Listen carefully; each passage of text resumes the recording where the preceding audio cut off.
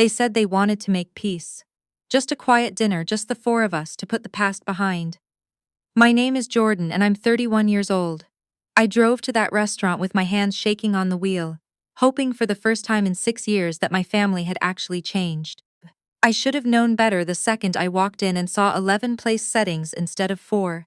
The private room at Castellano's was already loud with laughter when the host led me back. Crab legs piled on silver trays. 2 whole branzino picked nearly clean. Empty champagne flutes lined up like trophies, and in the center of the table, a bottle of Opus One that I happened to know retailed for around $400, also empty. My mother saw me first and waved like she was hailing a cab. "There she is! Come sit, you're missing everything!" I counted heads. My parents, Linda and Frank, my older brother Tyler and his wife, my Aunt Denise and Uncle Roy, my cousin Brittany, and her husband. 2 more cousins I barely recognized. 11 people, none of whom had mentioned to me that this was a party and not the small dinner I'd been promised. I didn't say anything yet.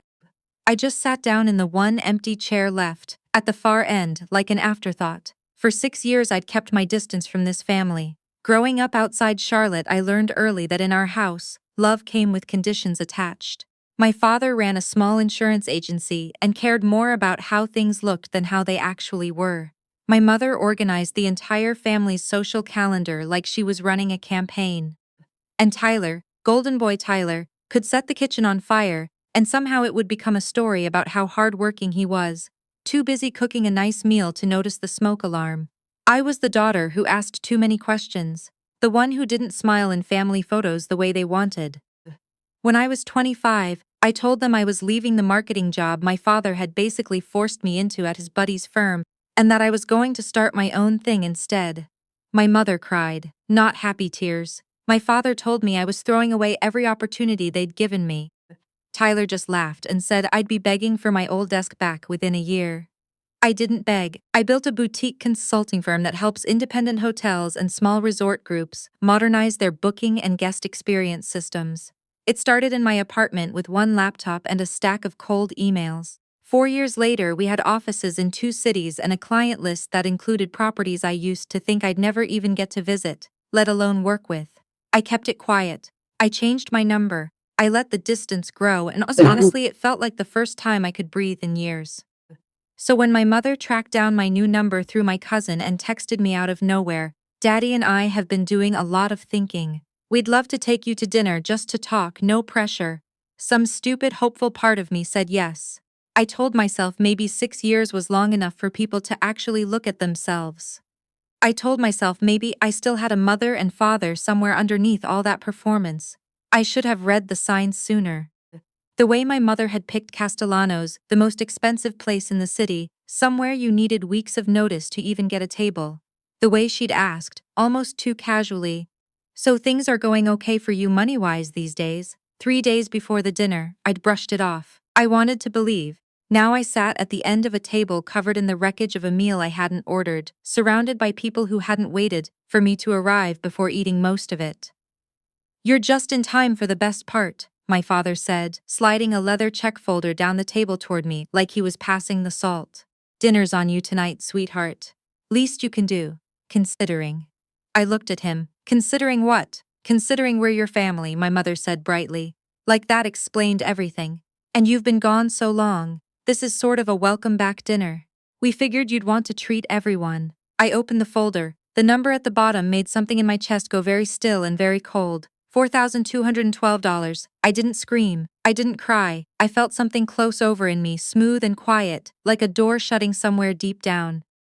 I closed the folder, set it gently back on the table, and asked the server, who was hovering nearby clearly sensing the tension, if I could speak with the manager for just a moment. Tyler smirked.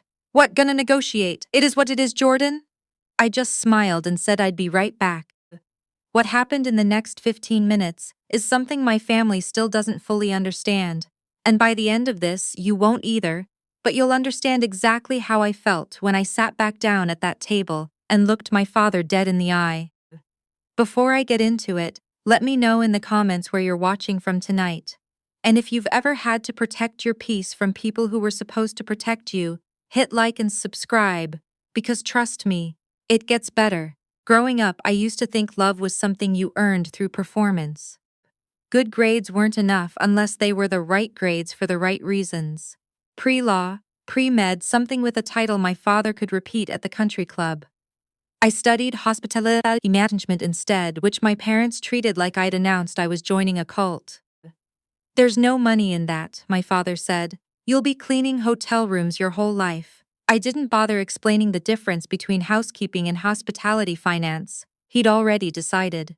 Tyler, meanwhile, dropped out of 2 different colleges and bounced between jobs. My father always found a way to dress up, consulting between opportunities, building his network. When Tyler crashed his car into a parked mail truck at 23, drunk on a Tuesday afternoon, my parents paid for a lawyer and told the extended family he'd swerved to avoid a dog. I left for good after my 25th birthday dinner, the one where my mother stood up in front of 15 relatives and announced that she was still praying I'd find a real career, while Tyler got a toast for finally finding himself after quitting his 3rd job in 2 years.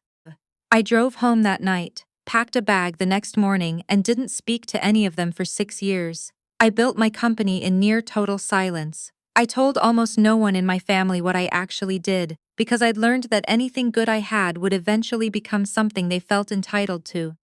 That hope, fragile as it was exactly what got me into the back of that restaurant. I found the manager near the host stand, a composed man in his 50s named Mr. Whitfield, the kind of person who'd clearly smoothed over 100 family disasters in dining rooms just like this one.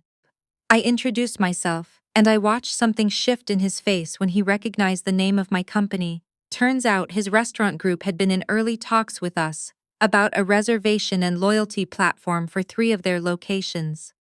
Small world in the way that successful, careful people's worlds tend to be small. I didn't ask him to comp the meal. I didn't ask him to throw my family out, though God knows the thought crossed my mind.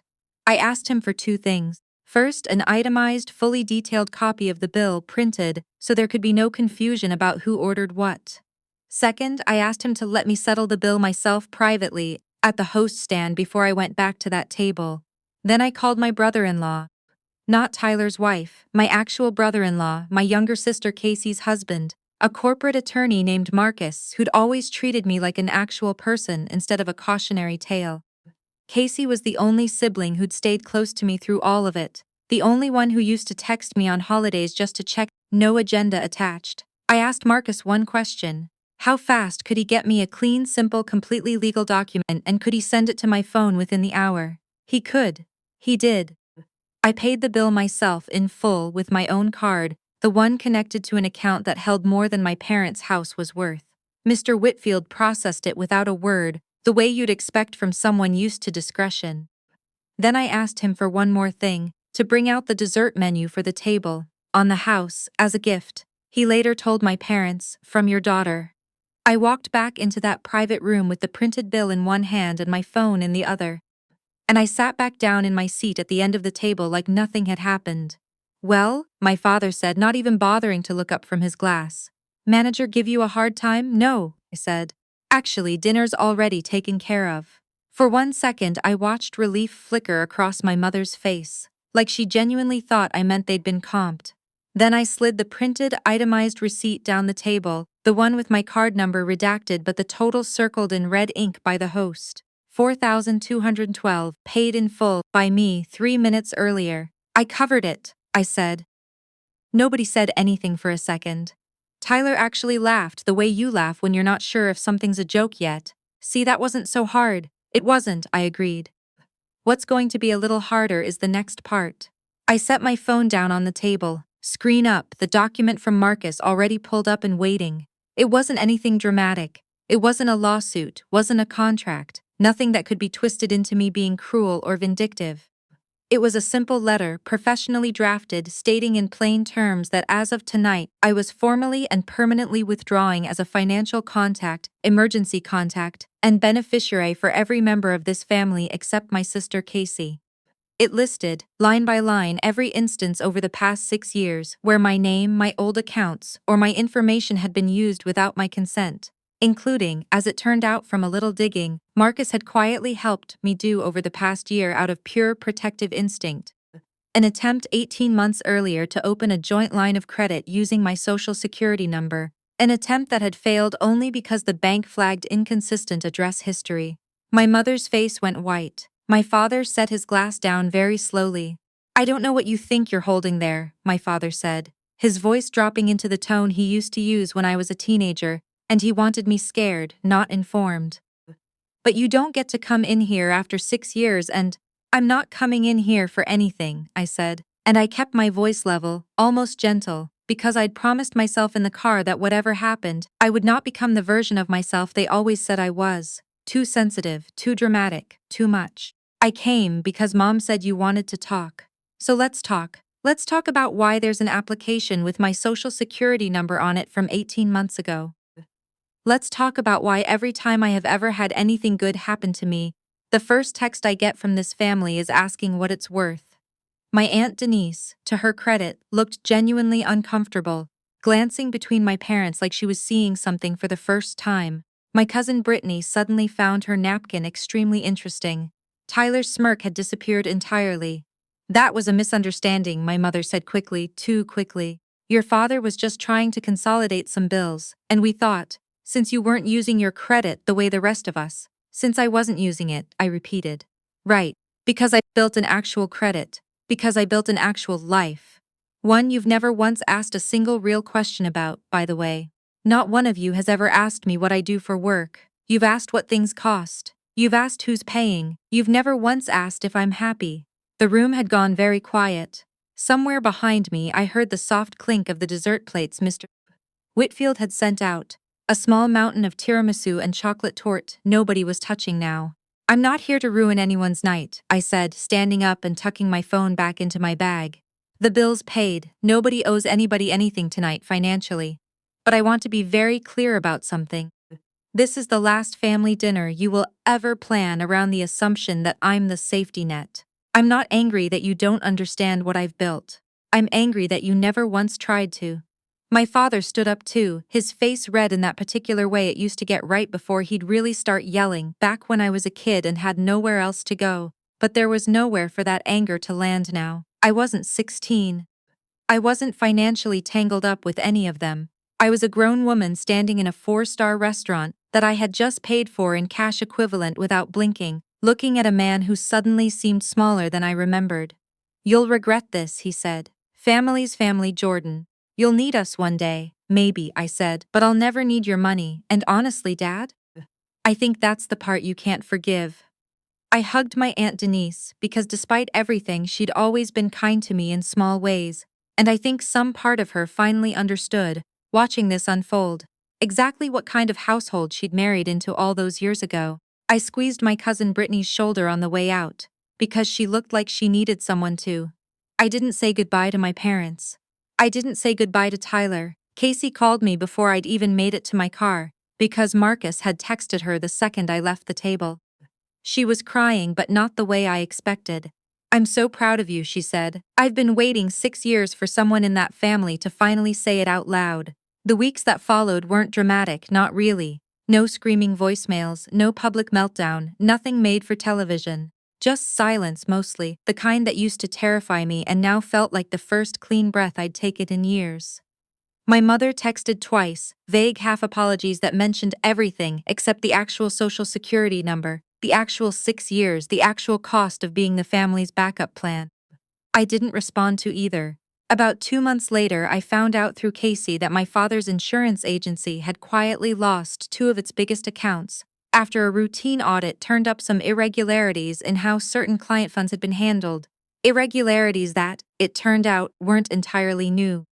I didn't feel triumphant when I heard. I didn't feel much of anything, honestly, except a strange, sad clarity, like watching a building you used to live in finally collapse from water damage nobody had ever bothered to fix. I still talk to Casey every week. I still send her kids ridiculous oversized gifts on their birthdays, because that's the family I get to choose now. Last month I closed our biggest contract yet, a 12-property resort group on the West Coast, and the first person I called wasn't my mother or my father. It was Casey, and then it was myself, sitting alone in my car in a parking garage, crying for about 90 seconds in a way that finally felt like relief instead of grief. I think about that dinner sometimes, the 11 place settings, the empty Opus 1 bottle, the leather folder sliding down the table like I was just supposed to nod and reach for my wallet the way I always had. I think about how easy it would have been to just pay it, smile, let them keep believing. I was still that scared, hopeful 25-year-old who needed their approval more than her own peace. I'm not her anymore. I haven't been for a long time. And the night I finally let them see that was, without question, the most expensive dinner I've ever paid for. And the cheapest thing I've ever done to set myself free.